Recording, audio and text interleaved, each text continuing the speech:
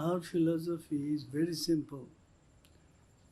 Not what we say, not what we do, but what we ultimately become. What we ultimately become is of paramount importance.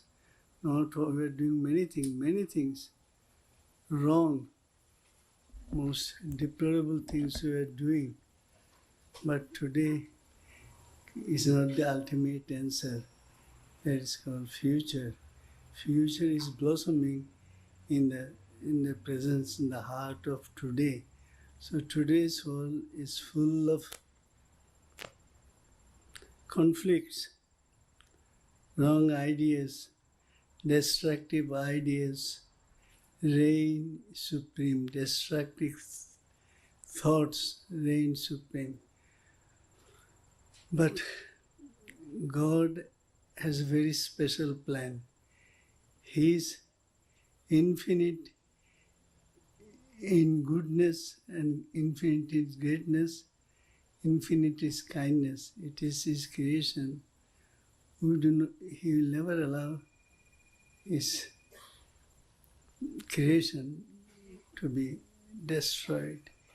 A child, when she plays with a doll, if some people mischievous boys throw it away, she gets seriously mad because it is her creation.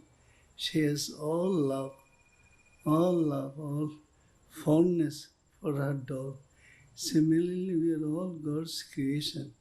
He will not allow His creation to be destroyed. Never, never. But now we are going through for years we have been going through a very dark period. So sometimes we know that night, when the night is the thickest, then the bright dawn appears. So here we feel that right now the world situation is most deplorable.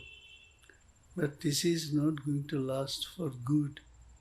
It is a matter of, I feel, as a seeker, God seeker and God lover, I feel that very soon, I'm not saying tomorrow or in a month or a year or two, but in the near future, the world will see the dawn of world history. In the near future, a new light will dawn and it will clear all the clouds that have thick clouds that have gathered together for years. So not what we are saying now, not what we are doing now, but what we ultimately become. We shall all ultimately become choice instruments of God. Our philosophy is hope. Hope is not kind of mental hallucination, but inside hope looms large promise. And then when we fulfill our promises, then we feel that our inner strength has done it, not the outer strength, weapons, destructive weapons, nuclear weapons, no. It is our heart's inner strength of oneness. Oneness will one day conquer the man-made weapons, destructive weapons. But the strength of the heart, which is oneness, inseparable oneness with the whole world, that strength will definitely conquer the man's made strength. Oneness will be the conqueror of the whole world, oneness, inseparable oneness. And for that we need seekers. This oneness should not be a dictionary word, but it has to be living presence, living reality inside our hearts. If there were one thing everyone that you're touching today could do tomorrow to help that, what would that be? Yes, we call it the tears of the heart, not the tears of the eyes. The tears of the eyes are fleeting. The tears of the heart, a cry, a most sincere cry for oneness, oneness, oneness. Political leaders always talk about oneness. This talk, division is in the, we see in their actions, it is always division, division. But the same people talk about oneness, and oneness does not come, it will never come, by exercising supremacy. We exercise supremacy.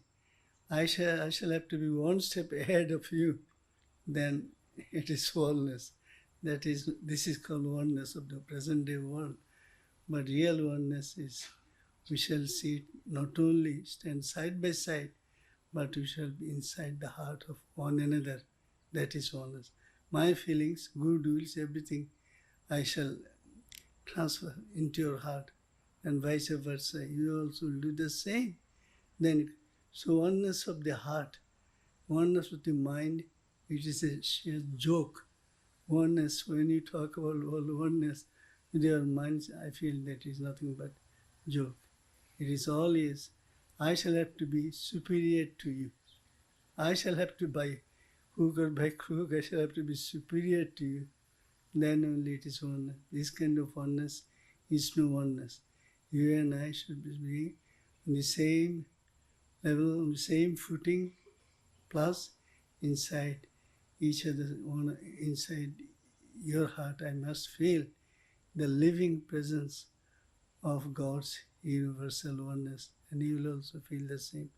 Then only oneness will take birth here on earth, but it will definitely, oneness will blossom here in the soil of Mother Earth.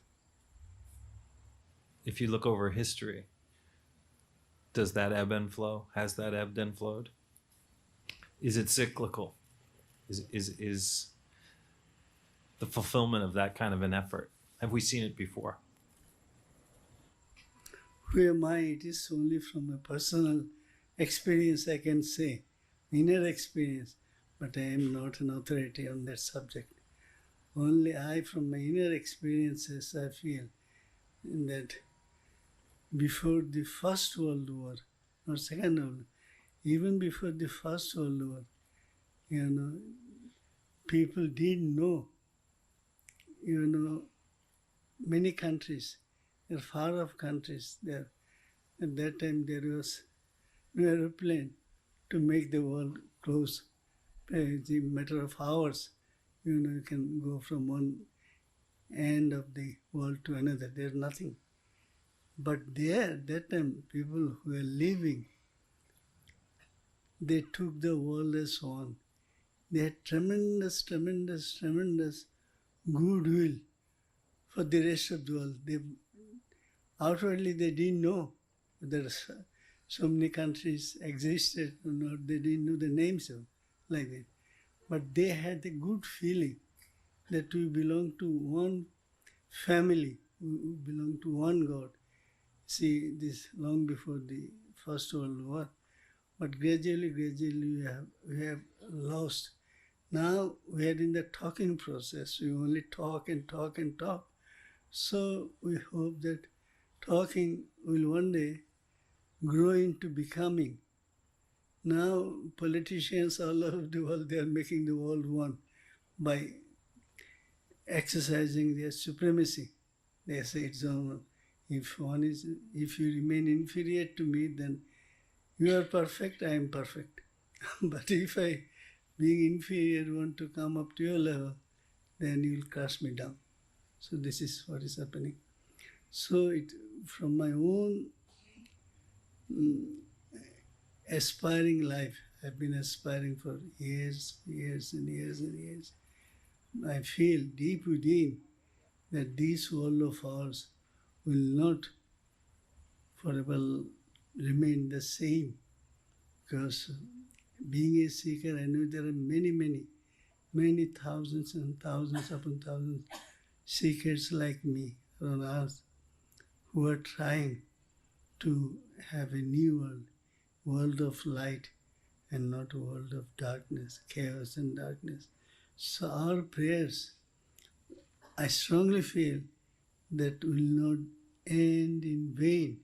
Why? Because the prayer that you do, the aspiring life that you have accepted, I feel it is come from God Himself. We have not created the aspiring life. No, God has inwardly inspired us to accept to pray for the oneness of the world.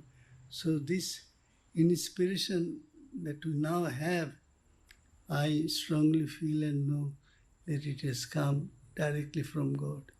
And God's will always prevail.